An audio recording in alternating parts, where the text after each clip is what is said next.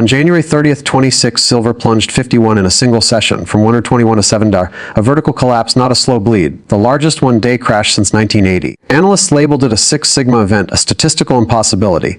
Over $7 trillion evaporated globally in 48 hours. Retail traders faced apocalyptic margin calls. Bullion dealers from Dubai to Switzerland sold every ounce, shelves emptied.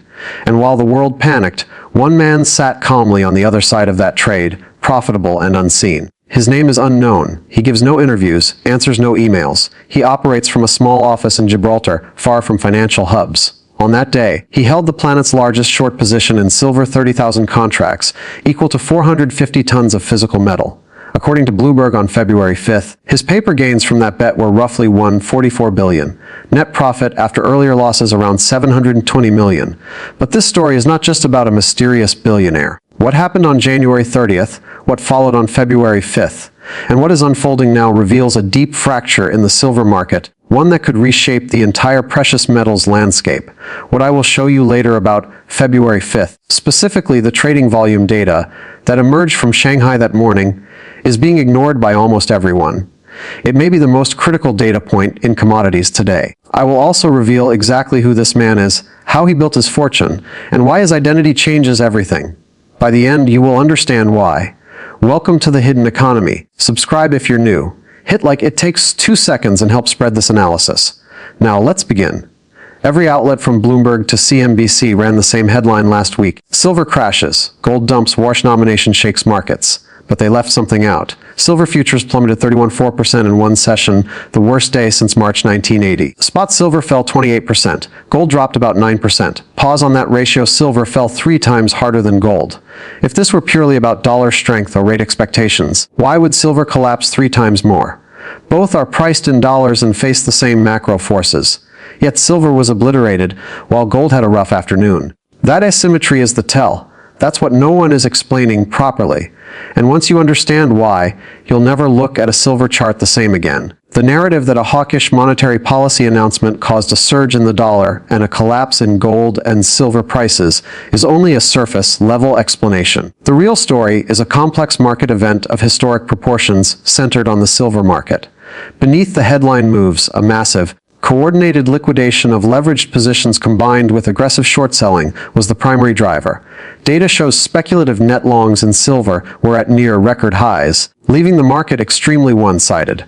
The trigger was a forced, massive rebalancing in leveraged silver ETFs, with billions in forced selling on a single day. This was exacerbated by the CME Group raising margin requirements during the sell-off, creating a self-reinforcing cascade of liquidations that cratered the price. Positioned perfectly on the other side of this crash was a single trader, Chinese billionaire Bian Shiming. An immensely successful metals trader who made billions going long gold in recent years, he had built a massive short position in silver on the Shanghai Futures Exchange in the days leading up to the peak.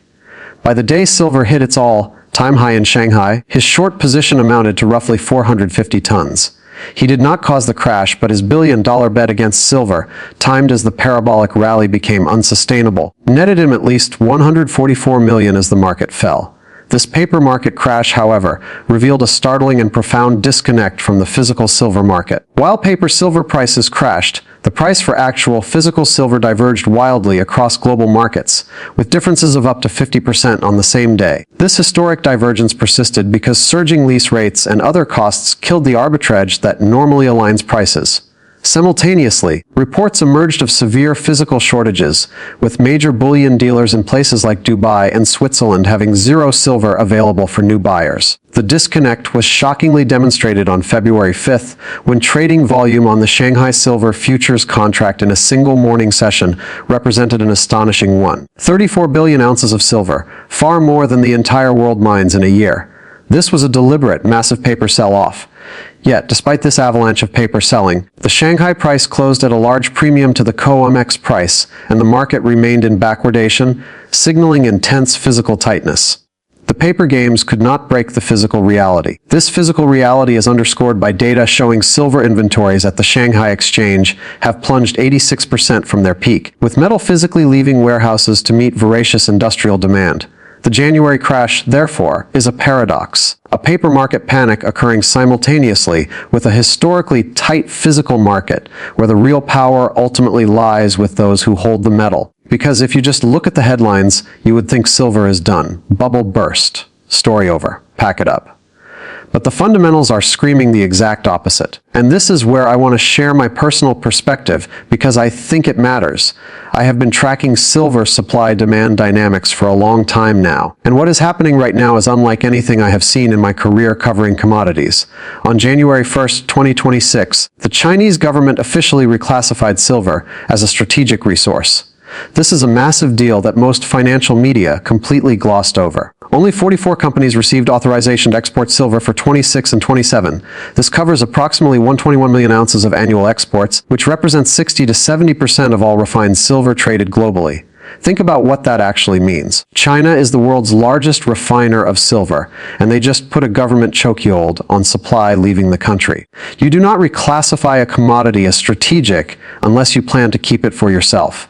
I have been saying this on this channel for months. When a government starts hoarding a commodity, when they start restricting exports, that is the clearest signal you will ever get about where they think the value is heading. On top of that, Samsung, one of the largest technology conglomerates in the world, locked up 100% of the output from the La Perla silver mine in Mexico for the next 2 years through a direct $700 million per payment deal. Samsung did not go to COMEX to buy paper silver. They did not buy an ETF. They did not touch the futures market. They went directly to the mine and said, "We want every single ounce you produce for the next 2 years." When a company like Samsung bypasses the entire exchange system and goes straight to the source, that tells you everything you need to know about what sophisticated industrial buyers think about future silver availability. They are bypassing the paper market entirely because they do not trust it to deliver. And that right there is the key insight that I keep coming back to. The smart money is not playing in the paper market anymore. They are going directly to the physical supply. And I want to pause here for a second, because I need you to really absorb what I just told you. A government is hoarding silver. A mega corporation is locking up entire mines and the exchanges where the price is supposedly set. Nobody trusts them to actually deliver the metal. If that does not make you rethink how this market works, I do not know what will.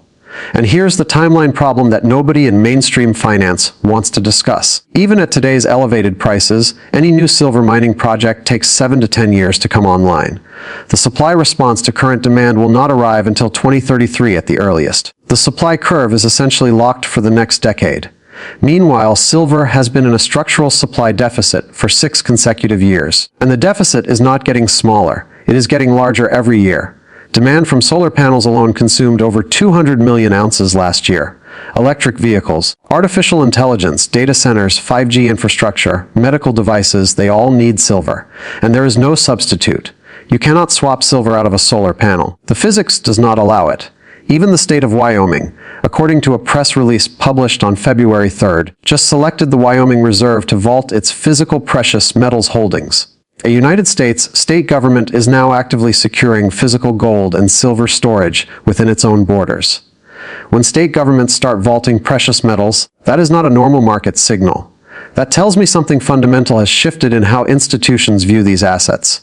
So, let me give you my honest assessment on where this all leads. I'm going to acknowledge the bear case first because I think intellectual honesty matters, and then I'm going to tell you exactly what I think is actually happening. The bear case is straightforward. Kevin Warsh as Fed chair means higher rates for longer, stronger dollar pressures metals. Silver went parabolic too fast and needed a correction. JP Morgan analysts have warned silver could revisit $50, and Ben Shaming, a man who has made $3 billion on metals, is actively shorting it. If he sees downside, you should at least consider the possibility. And yes, the volatility is real. Silver crashed 51 in a single day. If you're leveraged, you can get wiped out in hours. I'm not going to sugarcoat that. Now, here's where I break from the bears, and I am going to be very direct about this because I have spent the entire week buried in this data, and I have a strong view. The crash on January 30th was a leverage event. It was not a fundamental event, and there is a massive difference between those two things. A leverage event means the price moved because of how people were positioned, not because of what the asset is actually worth. And every single piece of physical market data confirms this. Physical silver in Shanghai held above a 100 even during the worst of it. Physical silver in Dubai was unavailable at any price. Physical silver in Switzerland literally did not exist on dealer shelves. The paper price said 88. The physical market said you cannot have it at 100. That is not a bear market. That is a broken pricing mechanism. And the fundamentals behind that physical tightness have not weakened since the crash. They have gotten stronger. Silver is in a structural deficit with no supply response possible for 7 to 10 years. China restricted exports as of January 1st. Industrial demand from solar, artificial intelligence infrastructure, and electric vehicles is accelerating every single quarter. Comps inventories lost 26% of registered silver in 7 days. LB and London holdings are down 40% since 2021. Silver lease rates exploded from 0.5% to 8% and have not come back down. That is not a market that just had its bubble pop. That is a market where the physical metal is genuinely running out, while the paper market pretends everything is fine. And here is the macro picture that makes me even more convicted. Goldman Sachs has a 5,400 gold target.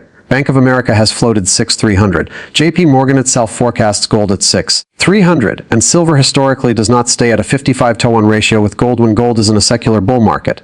If gold goes to 6,000 and the ratio compresses to 45-to-1, farther to 150. My personal view, and I want to be clear this is opinion and not financial advice, is that we are looking at one of the most asymmetric setups I have ever seen in commodity markets. The risk-reward for the patient physical holder versus the leveraged paper trader is not even close. The paper market can manipulate the price in the short term. We just watched it happen in real time. But it cannot create physical silver out of thin air. And eventually, always eventually, physical reality wins. It always does. So, let me leave you with this. The paper silver market says 77. The physical silver market says you cannot buy it at 100. One of those numbers is lying. And in the history of commodity markets, when paper and physical diverge this far apart for this long, it is always paper that eventually tells the truth. Now, I want to hear from you. Where do you think silver is heading by the end of 2026? Does the paper market win, or does physical reality take over? Drop your price target in the comments right now. I read every single comment on this channel, and I will pin the best analysis I find. If you got value from this breakdown, share it with someone who needs to see it. Send it to your group chat. Post it on X. Get it in front of people who are still confused about what just happened in the silver market. And if you want to support the work I do here, and keep this kind of independent analysis coming, join my channel. This is the hidden economy, because the real story is never on the surface. I will see you in the next one.